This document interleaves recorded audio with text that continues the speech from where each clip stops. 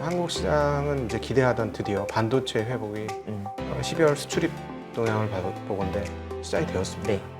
올해 한국은 최소한 상반기 정도는 기대해 볼 만한 시장이 아닌가 싶고, 반면에 미국 시장은 가격 부담이 좀 있습니다. 네. 가격이 좀 비싸요. 계속 고점 잡고 계속 저점에 빠져나가고 싶고, 아니면 겨우 참았다가 참았다가 본전 때문에 나오고, 나오고. 그게 반복될 수밖에 없는 거예요. 그러니까 처음에 들어올 때는 아예 10년, 10개월 정도를 가지고 내가 10년 동안 어떻게 투자할 건가 그 생각을 가지고 갔으면 좋겠어요.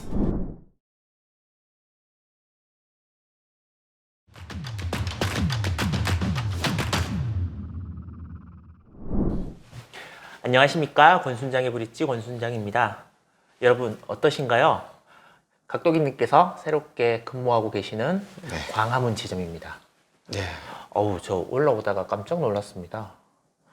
네. 너무 화려한 건 아닌데 너무 고급스러워서 아, 예. 지점이 너무 고급스러워서 내가 여기 와도 되나 싶은 마음이 이제 들더라고요. 돈을 좀 더 들고 와야 되는데 이런 생각이 네. 각도기 덕분에 이제 오신 거니까. 아, 맞습니다. 네. 다른 분들도 오셔도 됩니다. 올해는 다른 건 몰라도 저희와 함께 하시는 분들, 파트너분들, 고객 파트너분들, 파트너 고객분들은 자주 모시려고 합니다. 모일 만한 장소가 있어서 많이는 못 모여도 한 번에 한 20명 이 정도는 계속 모시고 좀 세미나 같은 거를 많이 할 예정이에요. 그 제가 각도기님을 처음 뵀을 때는 여의도에 네. 계셨고, 그리고 이제 서대문, 네. 그리고 이제 광화문 시대를 열고 네. 계시는데, 점점 중앙으로 오죠. 덕분에 저도 이제 촌놈이 점점 이 사대문 안으로 이렇게 들어오고 서울의 질을 조금 알게 되는 것 같아서 조금 기분도 좋고 그렇더라고요. 여기 오시니까 또 그 전에 근무하시던 곳과는 어떤 부분이 좀 다르신지 좀 궁금하거든요. 위치 차이는 그렇게 크진 않은 것 같고요. 더 신설 점포고 더 고급 지향 컨셉이니 뭐 그런 부분이 있는데, 무엇보다 그 자리 이동보다는 직위 이동이 훨씬 더 큰 것 같습니다. 진짜요? 예, 마음이 좀 자유로워졌습니다. 보통은 직위가 없어지면 조금 이렇게 위축되고 약간 내가 계속 여기 있어도 되나? 내 공간이 왜 없어졌지? 뭐 이런 생각이 많이 든다고 그러던데. 저는 뭐 대상 지점장이었는데 저 이룰 거 다 이뤘는데 뭐 부러울 거 없는 것 같고요. 지점장에서 무언가 이루면 그 위를 바라보는 게 일반적이거든요. 직장인들은. 더 위를 바라본 거예요. 제 고객이 더 위잖아요. 더 위를 바라봤기 때문에 왜냐하면 작년에 저는 대상을 받았을지 모르겠지만 제 고객들의 계좌는 대상이 아니었어요. 그래서 이건 뭔가 조금 이격이 발생했다. 이건 아니고 이 격차는 좀 줄여야 되겠다. 물론 이제 저희가 상반기에는 한 20% 중반 연초 대비 평균적으로 좀 수익이 났고, 하반기 마이너스 나다가 12월 막판에 많이 올라서 플러스 났어요. 네네. 그래서 그 보합, 그러니까 강보합 네. 그 정도 났으니까 연간 기준으로는 뭐 거래소보다는 좀 잘했는데, 네. 그걸 바라고 한 건 아니었고, 이 정도 장이었으면 더 좋은 결과를 얻었어야 된다는 생각이 많이 들거든요. 네. 그리고 중간중간에 실수했던 부분들도 굉장히 안타깝게 많이 여겨지고, 최소한 한 5% 정도는 더 개선시킬 수 있었는데 그걸 다 못한 것 같아서 아쉬움도 있고, 그래서 뭔가 조금 더 단순해져야 되겠다.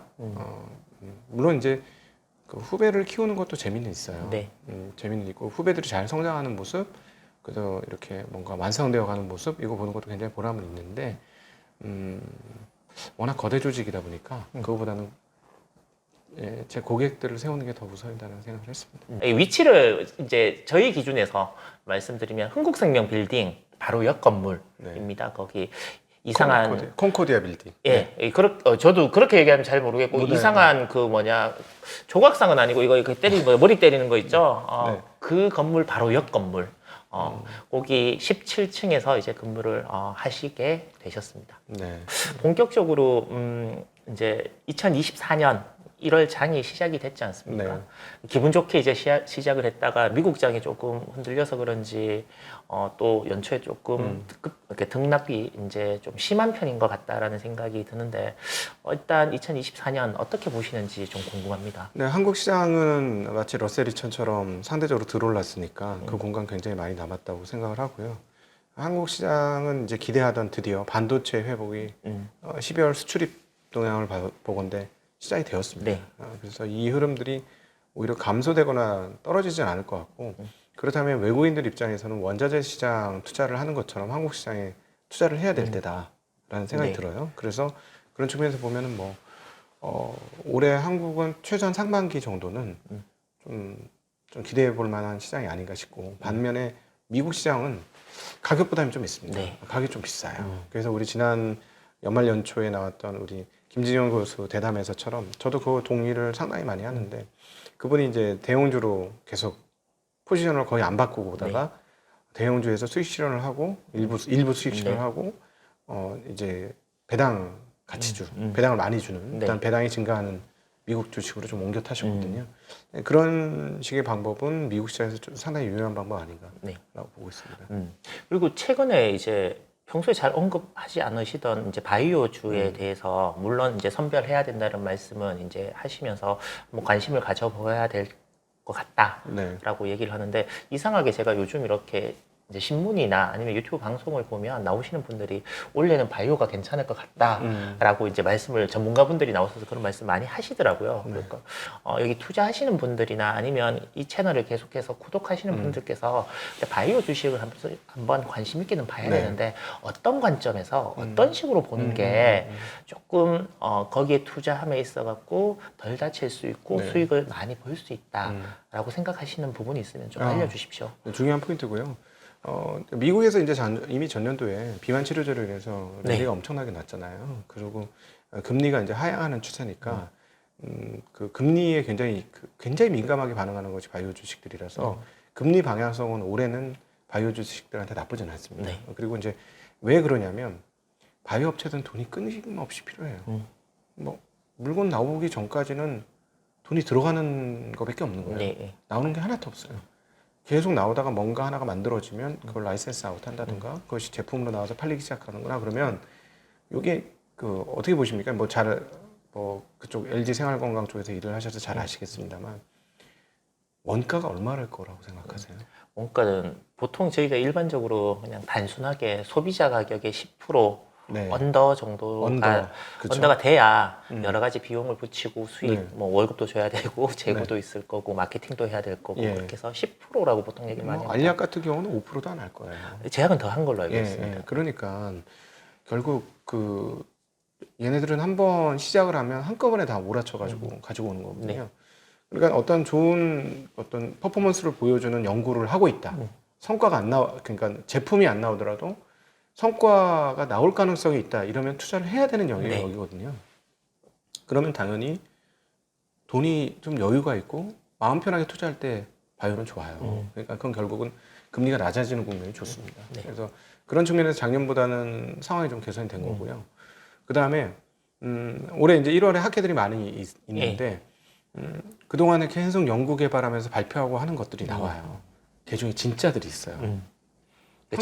진짜를 어떻게 알아보는지가 너무 말도 어렵고 다들 좋다 그러니까 누적적으로 라이센스 아웃 또는 그 근처에서 계속 놀고 있으면서 그러니까 뭐가 판매가 된 수출 실적이 있는 과거에 그런 경력이 있었던 애들이 또 결국 하는 거거든요. 그러니까 실제로 이렇게 하면 폭이 굉장히 많이 줄어듭니다. 바이오 쪽은 장기적으로 봤을 때 잘할 수 있는 영역이라고 봐요. IT만 잘할 수 있는 영역 아니고 이것도 잘할 수 있는 영역이고 그리고 실제로 뭐 삼성바이오로직스라든가 SK나 이런 회사들이 바이오 시밀러 아주 잘하고 있잖아요. 그러니까 못하고 있는 게 아닙니다. 이미 잘하고 있고 또 더 잘할 수 있는 영역인데요. 그러면 어떻게 투자할 것이냐? 일반인들한테 이렇게 얘기하고 싶어요. 무슨 뭐 HB1003 뭐 이런 게 어쩌고 저쩌고 뭐 이런데 못 알아보겠잖아요.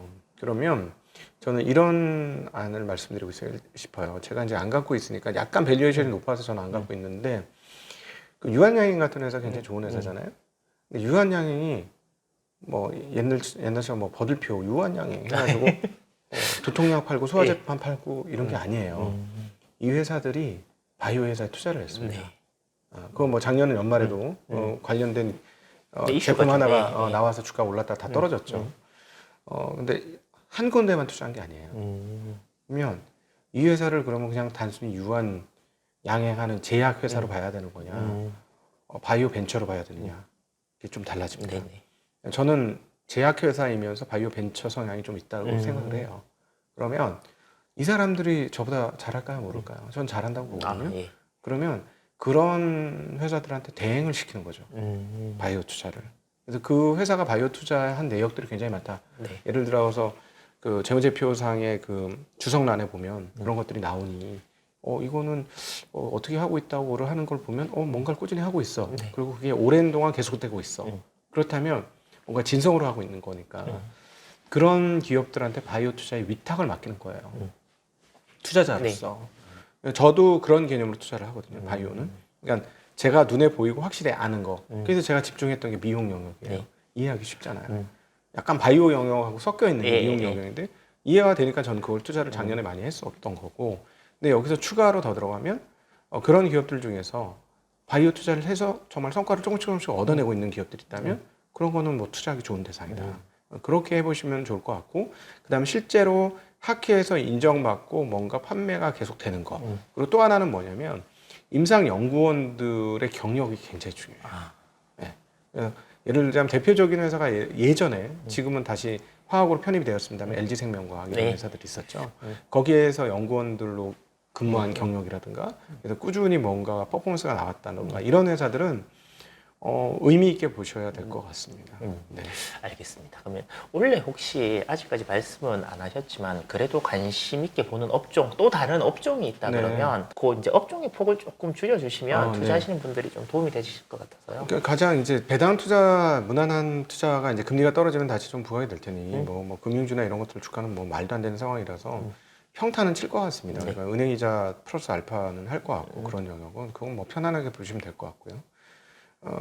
은행에 대해서는 한번 다시 한번 생각해 보자는 거예요. 왜냐하면 솔직히 지금 한국에서 주식 소각 제대로 하는 회사는 은행밖에 없어요. 네, 뭐 정기적으로. 예. 근데 이거 반영이 안 되는 것 뿐이거든요. 뭐 여기서 이 얘기 저 얘기 하다 보니까 반영이 안 됐지만 이거는 시간이 지날수록 우상향 제로거든요. 확실한. 한국에서 거버넌스 제대로 하는 거는 진짜 은행 지주사들밖에 없어요. 지금 현재까지는. 물론 이제 대형사들 뭐 이제 큰 대형사들도 이제 거기에 참여를 하고 있습니다만 이거는 장기적으로 주가를 상승시키는 아주 결정적인 요인이니까 네. 이거는 뭐 그런 측면에서 이제 관심을 가졌으면 좋겠고 지금 건설 얘기를 하셨는데 이거는 IMF 때 생각해 보시면 돼요. 해태제가 망하고 롯데제가 승천했습니다. 그러면 무슨 말이냐면 망하는 기업이 많이 나오면 네. 살아남은 업체들이 그 빈자리를 메꾸기 시작할 겁니다.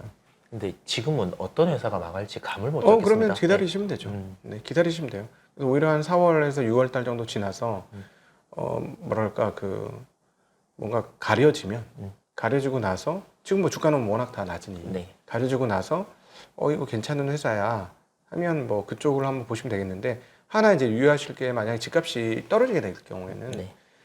건설 동인이 상당히 떨어지잖아요. 그 시간이 더 오래 걸릴 수는 있어요. 그런 측면에서. 그럼에도 불구하고 그게 다 끝난다면 다시 건축을 해야 되는 상황이 온다면 살아남은 업체들은 주가가 너무 많이 떨어져서 뭐 우리 20년에도 경험을 했습니다. 제가 소소하게 잠깐 투자하다 말아서 그러는데 그건 너무 조금 투자해가지고 샘플로 투자했다가 깜짝 놀랐는데 100 몇십 프로 먹고 나왔어요. 대구건설로. 가능해요. 많이 떨어진 게 그만큼 큰 매력입니다. 네. 그러니까 오른 거는 그만큼 큰 위험인 거고 아무리 좋아 보여도 오른 건 위험이고 많이 떨어진 거는 매력이에요. 그래서 기회를 노려서 때가 오면 건설 쪽에서 100% 수익 나는 게 어렵지 않을 수 있습니다. 그래서 그거는 100% 수익 날 수 있는 영역이니 그냥 계속해서 체크해 보시다가 때가 왔다고 생각하시면 하시면 될 거다. 알겠습니다. 보고요. 그 2차 전지 뭐 작년에부터 이제 고평가다 그러고 이제 얘기를 했고 또 상반기에는 굉장히 좋았다가 하반기에는 부침이 좀 있었는데 올해는 전체적으로 네. 어떻게 보고 계십니까? 올해가 고비일 거예요. 올해 고비를 잘 통과하는 기업들이 나중에 더 좋아질 거라고 보여지고 저는 좀 걱정이 만약에 결국은 테슬라가 모델 뭐 2 이런 거를 만들 거라고 보고 네. 모델 2를 만들면 저는 LFP 쓸 가능성이 매우 높다고 보거든요.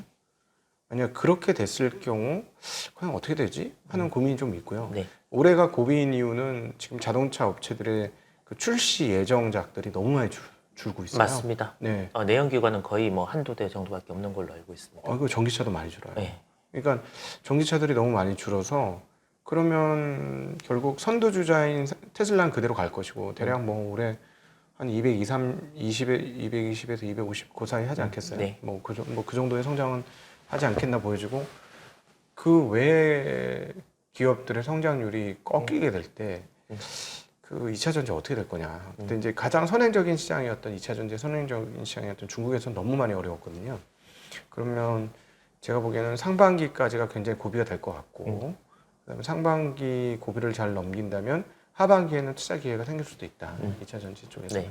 근데 대신에 많이 올라왔던 거 말고 뭐 밸류에이션 괜찮은 주식들 몇 개 있어요. 근데 거기서 예를 들어 뭐 셀업체 중에 그런 회사들이 있으니 그런 회사들 중심으로 한번 접근을 해보시는 것도 괜찮을 것 같고 그렇습니다. 알겠습니다. 여기 출연하셨던 허재한 이사께서 이제 작년 증시는 걱정의 벽을 타고 스물스물 올라왔고 올해는 네. 그러니까 급락 급등이 많을 것 네네. 같다라고 이제 이야기를 하셨더라고요. 이 평가에 대해서 그러니까 작년처럼 이렇게 천천히 계속해서 꾸준히 오르는 게 아니라 오를 때는 팍 올랐다가 떨어질 때는 급하게 떨어지고 이런 시장의 반복일 가능성이 많다라는 의견에 대해서는 어떻게 생각하십니까? 저는 사실 시장을 잘 모르겠고요. 아, 예, 제 어떤 한계 너머에 있는 것 같고 모든 영역이 다 가능성은 열려 있는 것 같긴 하고 조금 하나 걱정되는 게 미국이 너무 빨리 올라서 미국이 숨고르기에 들어갈 때 한국 시장이 과연 어떻게 될까 하는 고민들이 좀 있어요. 그래서 한국이 올라야 되는 시장인데 미국이 쉬어서 같이 쉴 수도 있는 영역이라 그 부분이 좀 걱정이고 그래서 미국이 너무 과열을 빠르게 진행을 하면 한국은 제대로 빛도 못 보고 끝날 수도 있다 하는 그런 좀 아쉬움이 있고 네. 근데 그거를 극복하려면 결국 실물의 회복이면 가능하지 않을까 생각하고 그럼 실물의 회복은 어디서 보냐? 뭐 결국은 뭐 반도체 수출 증가하는 것들 그 다음에 나머지 이제 화학 섹터라든가 자동차가 유지 또는 증가해 줄 것이냐 이 부분이 된다면 한국은 투자할 만한 대상이 되긴 하죠. 네. 미국은 미국은 좀 일부는 갈아타는 게 안전을 위해서 좀 낫지 않을까 하는 생각이 갈아타서 듭니다. 한국으로 오는 게 낫겠습니까? 갈아타서 많이 떨어진 중국으로 가는 게 낫겠습니까? 거기에 이제 그 배당 성장주들 네. 그런 쪽은 아직 안 비싸니까 그런 쪽 하시고 뭐 일부는 한국 주식 괜찮을 것 같고 중국 주식은 가격 매력은 생겼어요. 드디어 완전히 생겼는데 언제부터 가게 될지 아직도 잘 모르겠어요. 지금 영원히 모를 가능성도 있습니까? 그러니까 왜냐하면 가격으로는 사도 되는 영역이 들어온 것 같은데 투자자 신뢰를 잃은 거를 회복한다는 보장을 못 하겠어요. 그게 핵심이에요. 그러니까 시진핑 체제에 대해서 외국인들이 정말로 불신하기 시작한 것 같습니다. 예. 그래서 상대적으로 홍콩 시장이 더 많이 빠진 거고 돈이 잘 안 들어가는 네. 거고 그다음에 직접 투자 FDI라고 하는 그 직접 투자 자금도 빠져나오는 거고 개인적으로 그렇게 보여지거든요. 그래서 이 투자 신뢰는 제가 보기엔 쉽지 않을 거다. 쉽지 않을 거고 가격 매력은 생겼다. 이중적인 상황이다. 예. 요즘 일본에 대해서 이야기가 굉장히 많습니다. 주식이 많이 올랐거든요. 뭐 도요타 같은 경우도 엄청나게 많이 올랐는데 저 일본 증시도 위태위태하다. 그래서 원래 뭐 경제 여러 가지 위험 요인 중에 일본 증시의 하락을 또 꼽으신 분들이 계시던데 혹시 그쪽에 관해서 한번 생각해 보신 적은 있으신지요? 그쪽 잘 몰라서 네. 제 얘기는 그냥 흘려 들으시면 좋을 것 같은데요. 너무 많이 올랐죠. 전고점이에요. 네. 그럴까? 네, 전고점이고 환에 대한 혜택을 많이 받았잖아요. 수출 기업에 대해. 네.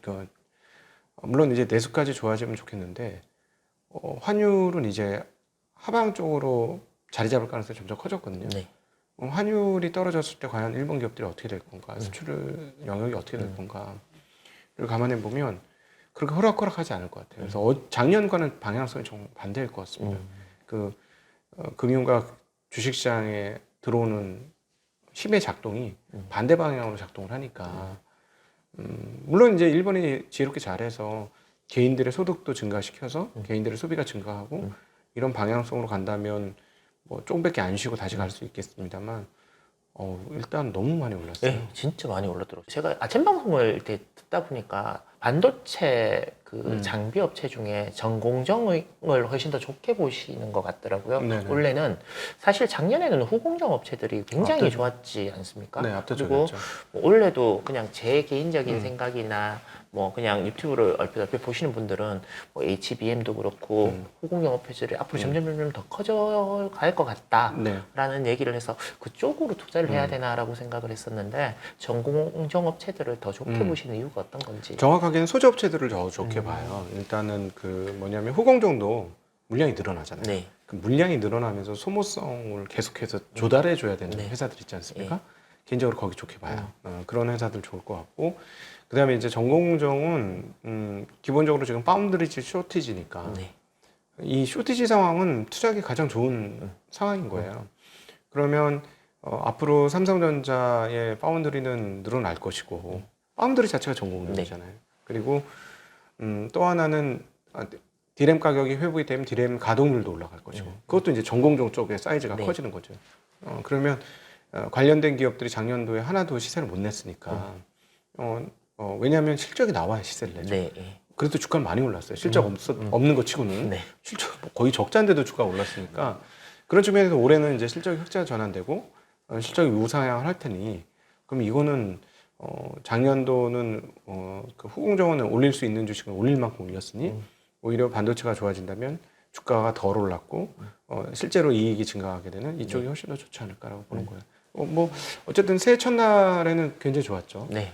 그리고 조정을 하긴 해도 조정폭이 크진 않고 그 덜하고 네. 그래서 여전히 거기는 긍정적으로 보고 있습니다.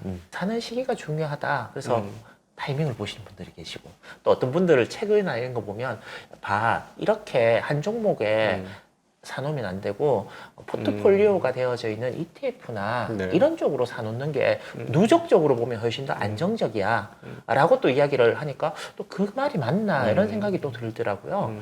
각도기님은 신문 기사나 이런 걸 보고 사실 사람들이 그 다음에 본인들이 이건 사실이고 어떤 판단을 해야 될 때 어떤 생각을 가지고 투자에 임하는 게 맞다라고 보시는지요?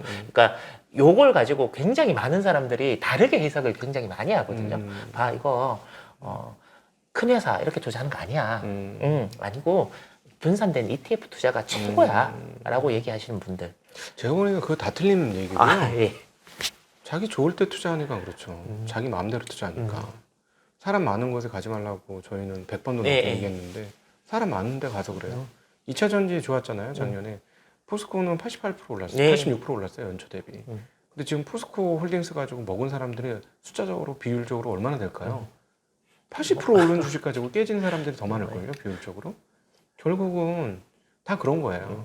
제가 지금 예를 들자면 앞서 모두에서 뭐 건설주 잘 보시다가 망할 겸 망하고 속가지면 그럼 투자하기 좋을 수 있잖아요. 이런 얘기하면 저 바보 같은 놈 이럴걸요. 은행주 이제 주주 가치를 가장 좋게 해주고 있는 거버넌스 최고의 상단에 있으니 이거는 우상향 재료인데요. 바보 같은 놈 이럴걸요. 네. 그러니까 제가 보기에는 그걸 바보 같은 놈이라고 얘기한다면 저는 그게 바보같이 여겨져요. 그러니까 돈을 못 벌지 여기서. 근데 그게 인지상정이거든요. 남 좋을 때 올라가야 관심이 가는 거니까. 그때 뭐 저 엄청 욕했잖아요. 사람 많은 곳에 야 이제 사람 많은 거야. 그때 조금 일찍 얘기한 거지. 근데 그래도 그게 일찍 얘기했어도 그때보다도 지금 가격이 더 떨어졌어요. 네. 그러니까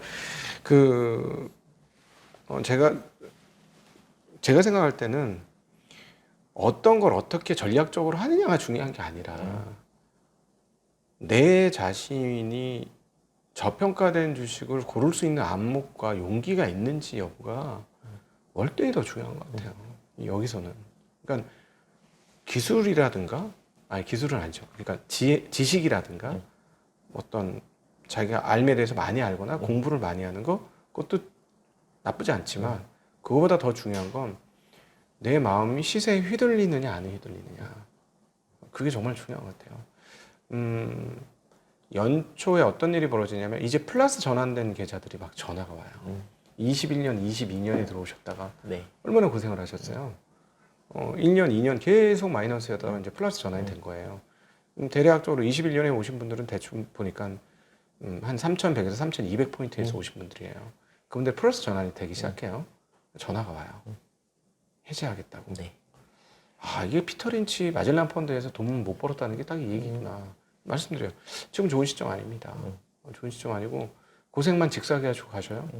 고생하셨으면 이제 열매를 따셔야죠. 그래서 불안한 거예요. 다시 마이너스 갈까 봐. 그래서 일반인들의 그 마음 상태대로 투자를 하실 거면 아예 안 하시는 게 좋아요. 그냥 이 시장에 안 들어오시는 게 100배 낫다. 그럼 계속 녹는다. 계속 고점 잡고 계속 저점에 빠져나가고 싶고 아니면 겨우 참았다가 참고 참았다가 본전되면 나가고 나가고. 네. 그게 반복될 수밖에 없는 거예요. 그러니까 처음에 들어올 때는 아예 10년 시계열 정도를 가지고 내가 10년 동안 어떻게 투자할 건가 그 생각을 가지고 갔으면 좋겠어요. 네. 그래야 좋은 결과를 얻지. 아, 거기 뭐 이건 어떻게 해야 돼, 저떻게 해야 돼, 대형주가 좋아 막 그거 아니고 그냥 아예 10년 계획을 짜놓고 난 남들이 좋을 때는 참을 거고 남들이 나쁘다고 할 때 들어갈 거야. 이것만 한번 해보세요. 되나? 안 될걸? 굉장히 어려울걸요. 이것만 하면 대체적으로 선택을 잘 못해도 네. 상당히 좋은 결과를 얻을 수 있어요. 네. 그 한국에서의 한국 워낙 저렴한 싼 주식이 굉장히 많다라고 얘기를 하잖아요. 뭐 네. 각도기님께서도 그렇게 이제 말씀을 하시는데 그러다 보니까 한국에서 이렇게 싼 회사들은 2000년대 초반에 잠깐 뭐 가치주의 진짜 폭등이 있었고 그 다음부터는 그때가 좀 이상했고 지금이 정상이기 때문에 그런 시장은 다시 오지 않는다. 싼 네. 주식 맨날 들고 있어 본들 별로 이 우리나라의 지금 이 환경에서는 큰 이득을 볼 수 없다라고 진짜 약간 비관 아니면 염세론적으로 얘기하시는 분도 뭐 그래서 미국을 가자까지는 아니더라도 네. 미국도 이미 비싸니까 그래서 우리나라는 투자의 환경이 아니고 오직 그래서 부동산밖에 네네. 없다라고 이야기하시는 분들에 대해서는 어떻게 생각하십니까? 그동안엔 뭐 부동산이 더 맞았죠. 맞았고, 그 다음에 이제 거버넌스가 나쁜 거, 그러니까는, 저하고 이제 친한 펀드 매니저이 이렇게 얘기하더라고요. 예의가 있느냐, 없느냐, 회사가. 거버넌스가 있는 건 예의가 있는 거다. 주주를 우대하고, 자기한테 자본을 참여시켜주는 네. 사람을 우대하고, 거기에 적절한 배당으로 자본 참여해준 거에 대한 그 어떤 그 몫을 띄워주고, 네. 이건 굉장히 예의가 좋은 거고, 그렇지 않은 사람 자기 것만 챙기고 대주주가 자기 회사라고 생각하고 하는 건 예의가 없는 거다. 네. 예의가 없기 때문에 근데 예의 없는 사람이 너무 많은 거예요. 이 시장 전체 판때기가. 네. 그러니까 판때기 전체가 저평가 있는 거고요. 근데 이제 그 2020년에서 2002년부터 2007년 사이의 상승은 조금 달라요. 그건 정말 너무 쌌어요. 왜냐면 가지고 있으면 퍼가 3 이런 거예요. 절대치가 너무 낮은 거예요. 네. 10,000원짜리 회사가 3,000원씩 벌어. 그러니까 이거는 누가 봐도 너무 싸니까 그게 이제 올라온 거고 지금은 뭐냐면 전체 시장이 그렇게 싸지 않습니다. 다들 한 10배, 11배, 12배 이 정도예요. 이익 대비 그 정도 가격을 평균치로 네. 하고 있으니까 그런 데 매력은 떨어진 건데 그런 측면에서 과거보다 좀 달라진 건 맞는데요. 그럼에도 불구하고 요 안에서 이익이 증가하고 매출이 증가하는 회사들은 앞으로도 주가가 오를 거예요. 네. 결과적으로. 그래서 그런 거를 찾아내는 방법은 반드시 어느 시장에 똑같지만 한국 시장에 필요하고 그런 방법을 잘 활용을 하면 결과적으로 좋은 결과를 얻을 것이다라는 게 하나 있고 거버넌스 이슈는 지금 은행이 바뀌었잖아요. 네. 앞서도 얘기했지만 저 이거 결국 확산될 거라고 봅니다. 그러면 이 부분은 굉장한 프리미엄 요인이다. 그냥 앉아서 30-40%는 그냥 올라가도 되는 거고 예를 들어서 지금 상법 개정 관련된 얘기가 네. 나오고 있는데 상법 개정 나오면 지주회 회사들 중에 상당 회사들은 뭐 2배에서 5배 정도는 주가가 올라야 된다. 20에서 50%가 아니라 2배에서 5배는 오르는 게 정상이다. 아니면 어떤 식으로든지 그 자회사하고 어떤 식으로든지 뭔가 정리를 해야 되되 요즘에는 지주 회사는 버리고 자회사만 잡잖아요. 그게 아니라 거꾸로 될 수도 있다. 왜냐면 지주회사를 먹으면 자회사 다 먹는 거거든요. 그렇게 될 수도 있다는 점도 저는 장기적으로는 그거 분명히 한국 시장에서 반영이 될 거라고 봐요. 그래서 한국 시장도 여전히 기회는 있고요. 또 이렇게 뒤집어보면 그런 거 아닌가요? 미국 시장이 올랐으니까 좋아 보이는 거 아닌가요? 그렇죠. 네. 근데 이제 미국 시장이 오른 이유는 네. 그런 모든 사회적 인프라 기반들이 주식이 오를 수밖에 없이 네. 갖추어져 있는 상황인 거고 지금 방금 말씀하셨지만 우리나라는 아무리 봐도 주식을 억누를 수밖에 없는 여러 가지 제도들 네. 이런 걸로 이제 막혀 있는 상황이지 않느냐. 아까 은행도 말씀하셨지만 은행 자사주 소각하고 배당 많이 해주고 진짜 많이 좋아졌다. 근데 은행장 교체 시기만 되면 계속해서 뭐요? 자기들끼리 이렇게 하는 게 아니라 뭐 신문이나 이런 기사를 보면 뭐 정부에서 입김을 넣고 네. 뭐 포스코 같은 회사도 뭐 연임 지금 현 회장은 한다 그러는데 뭐요 옛날에 엘모 회사에 있던 뭐 부회장이 뭐 거기 가니 내정이 됐니 그러니까 야 이런 거 보면 네. 좋아지고 있는 거 맞나? 근데 계속 조금씩 변하는 것 같아요. 손톱 자라듯이 변하고 있는 게 이건 말이 안 되지 않아라는 걸 사실 3년 전만 해도 일반인들은 얘기하지 않았어요. 일반 투자자들은 이게 문제라고 생각 안 하고 거버넌스가 뭐야라고 했어요. 정부지 거버넌스 이렇게 되는 예. 거버넌스 그래서 정부지 이러죠. 이게 무슨 뭐 기업 지배구조 이런 얘기를 일반인들이 이제 알기 시작하잖아요. 물론 이제 저희 채널이 조금 어렵고 약간 도매 채널이다 보니까 많은 분들이 그걸 쉽게 이해하는 영역도 있긴 하지만 이게 많이 달라진 거예요. 엄청나게 달라진 거고 대통령 입에서 상법계죠. 뭐 이런 선거나 이런 것들이라고 할지라도 저는 굉장히 감격스러운 거예요. 그거를 정치인들이 입에서 들었다는 게 너무 놀라운 변화인 거예요. 지금. 이제 처음에 공매도 금지, 그다음에 대주주의 그 10억 이상 그걸 이제 한도를 50억까지 늘려주는 거. 네. 그다음에 이제 최근에 이제 어제 이제 대통령이 네. 이제 얘기할 때 상국계좌는 가장 나중에 나오고 지금 가장 이슈가 되는 게 이제 그 뭐냐 양도세. 예. 그 세금 금융소득세. 예, 금투세 이제 금융투자 소득세에 대한 부분, 그러니까 일련의 과정들이 이렇게 쭉 이어지고 있는 이 과정들이 뭔가 큰 변화의 시점인가 아닌가라는 생각을 이제 하고요. 또 이게 세금에 대한 부분들은 사실 이제 말 꺼내기가 굉장히 안 내고 싶죠, 사실. 근데 소득이 있는 곳에 세금이 있다라는 게 기본적인 뭐 이제 세금 추징의 뭐 정당성, 네. 뭐 나라의 근간을 이루는 그런 부분이기 때문에 왜 벌어놓고 안 내라고 했을 때부터 항상 이제 다툼의 여지가 있고 또 어제가 아니고 최근에 이제 댓글을 보니까 혹시 각동님께서는 금투세 세금 걷는 거를 찬성한다는 듯이 얘기한다. 뭐 이렇게 또 의견을 피력하시는 분들이 계시던데 그냥 전체적인 이렇게 입장에서 무조건 안 내는 게 좋다. 이것도 사실 말이 안 되는 것 같거든요. 어떤 식으로 흘러가는 게 그냥 어쨌든 주식시장에서 몸담고 있고 오랫동안 시장을 봐오셨던 분으로서 합리적으로 시장이 계속해서 발전을 하려고 그러면 뭐 나라의 세금은 또 분명히 있어야 되는 거고요. 어떤 식으로 이 세금이나 이런 부분들이 개정이 되는 게 좋을 것 같은지 뭐 지금 변화의 시점이니까 의견을 뭐 개진해 보는 것도 괜찮을 것 같아서 여쭤봅니다. 장기적인 측면에서 자본으로 돈을 버는 사람들이 생기기 시작하면 부익부 빈익은 엄청나게 커질 거예요. 지금 미국이 대표적인 나라잖아요. 그래서 그렇게 벌은 이익에 대해서 세금을 걷지 않으면 사회적 불평등은 훨씬 더 커질 겁니다.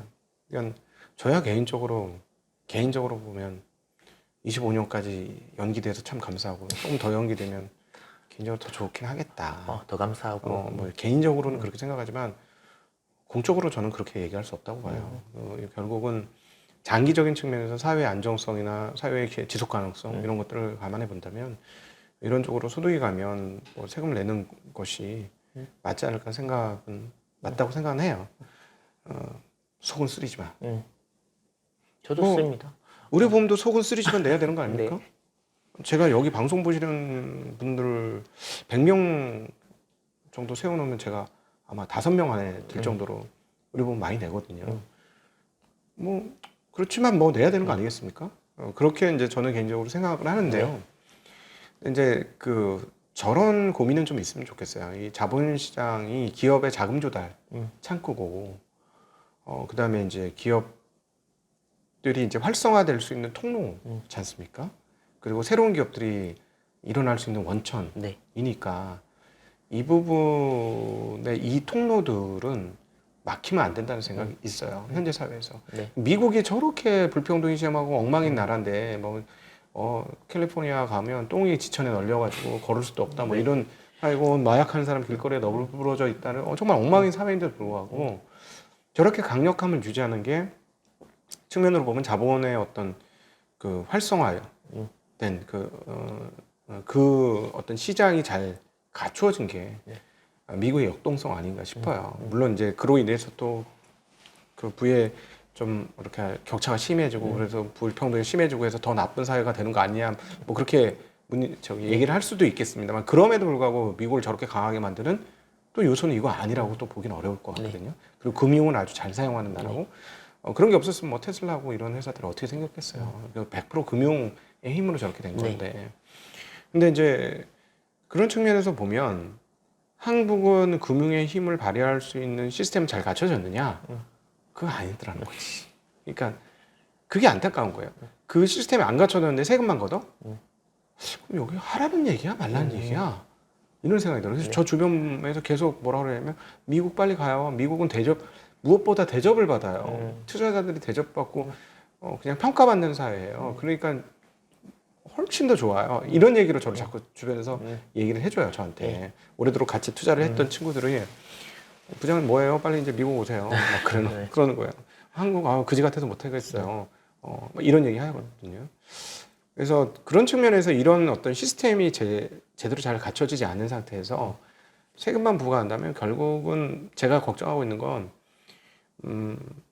이쪽으로는 돈이 안 나오고 예를 들자면 계속해서 저축하고 재테크하고 하는 수다 뭐 계속 부동산이 될 거니 부동산은 일본에서도 봤고 우리가 그 다음에 최근에 중국에서도 보고 있고 우리도 앞으로 계속해서 경험하게 될 거고 미국에서는 아주 단발적으로 2008년도에 어떤 일이 벌어지는지 봤는데 부동산에 돈이 많이 들어가면 사고가 크게 터지고 사고가 크게 터지고 나면 근데 터지고 나서도 회복을 못해요.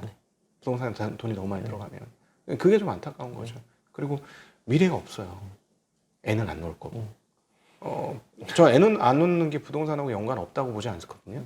그게 100%는 아니지만 굉장히 큰 역할이 있다고 보거든요. 여러 가지 뭐 원인을 어떻게 알겠습니까? 여러 사람 근데 이제 뭐 요즘 가장 많이 나오는 얘기는 사교육 때문에 그렇다.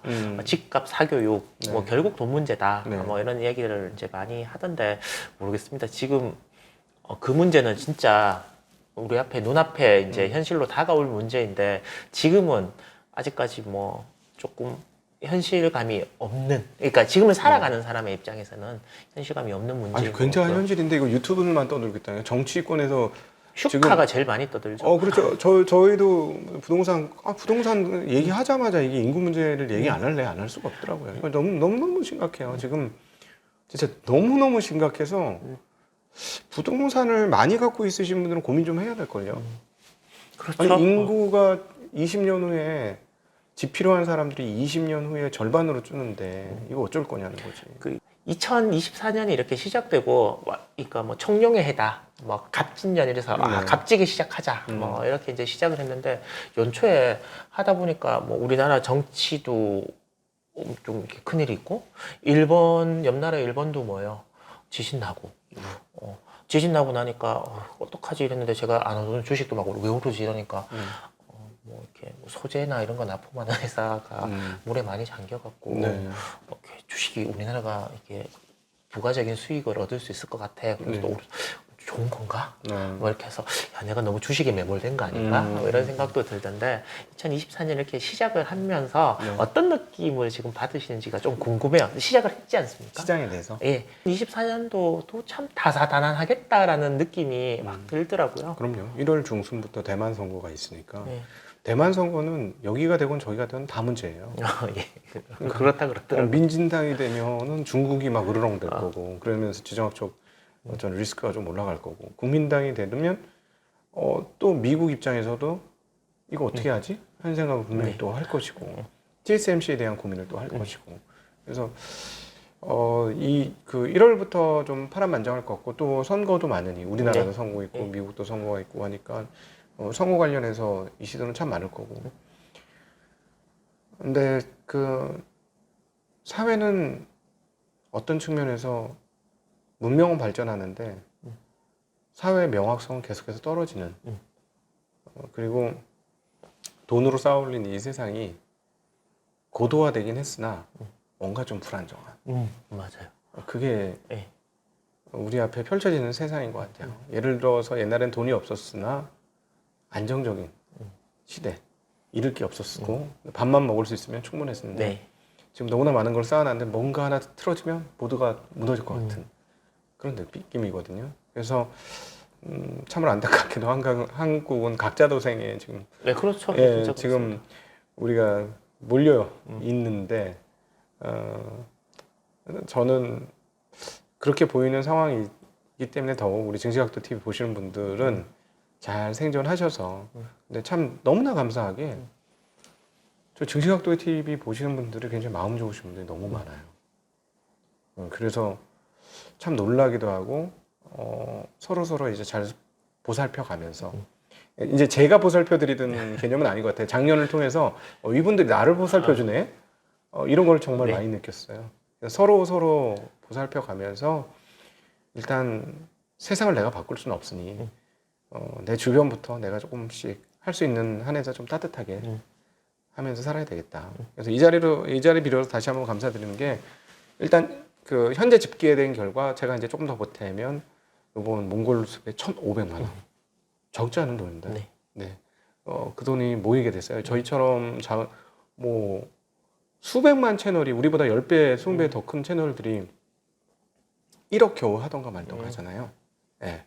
상업적으로 광고도 엄청 받고 하는 채널들이. 근데 우리는 순수하게 그냥 기부만으로 지금 재작년에 3천만 원에 의해서 이번에 1,500만 원 하게 돼서 참 따뜻한 분들이 여전히 많이 남았구나. 그러고 보니까 제가 안 했네요. 네, 하십시오 지금. 지금. 근데 너무 많이 하면 안 돼. 너무 많이 할 돈이 없습니다. 제가 왁구를 채워야 돼. 그러니까 그 왁구 안에서 안 돼. 아니 그 안에서 안 제가- 하셔도 돼. 안 하셔도 돼. 그러니까 제가 네. 2023년에 뭔 일이 있었죠? 하여튼 연말에 해야지 이래놓고 아무 생각 없이 넘어갔네요. 아무튼 저희가 조금이나마 네. 보탬이 될 수 있도록 그렇게 하겠습니다. 네. 너무 감사합니다. 여러분들한테 진짜 참 유튜브를 하면서 세상을 조금 뭐랄까 별건 아닌데 세상을 조금 바꿀 수 있었다는 거가 굉장히 의미 있는 거 아닌가 싶어요. 네. 하고 싶은 말씀 또 마지막으로. 그 여기 오시면 그 입구에서 17중 신한투자증권에 연결해 달라고 해서 여기서는 각독이라고 하시면 모를 수도 있으니까 근데 알 거예요. 근데 각독이 곽상준 찾아왔다고 하면 어떻게 오시라고 이제 안내를 해드릴 겁니다. 제가 없더라도 안내를 해드리니까요. 네. 제가 바로 받지 않더라도 그렇게 해서 오시면 저희가 모시러 내려가고 모시고 올라올 수 있겠고 그다음 말씀하신 대로 1분기 안에 빠르면 1분기 안에 저희 고객님들과 더불어서 세미나를 한번 드디어 지금 2년간을 못한 그 세미나를 진행해 보도록 하겠습니다. 여기 정말 한번 와볼 만합니다. 여러분들 꼭 오십시오. 고맙습니다.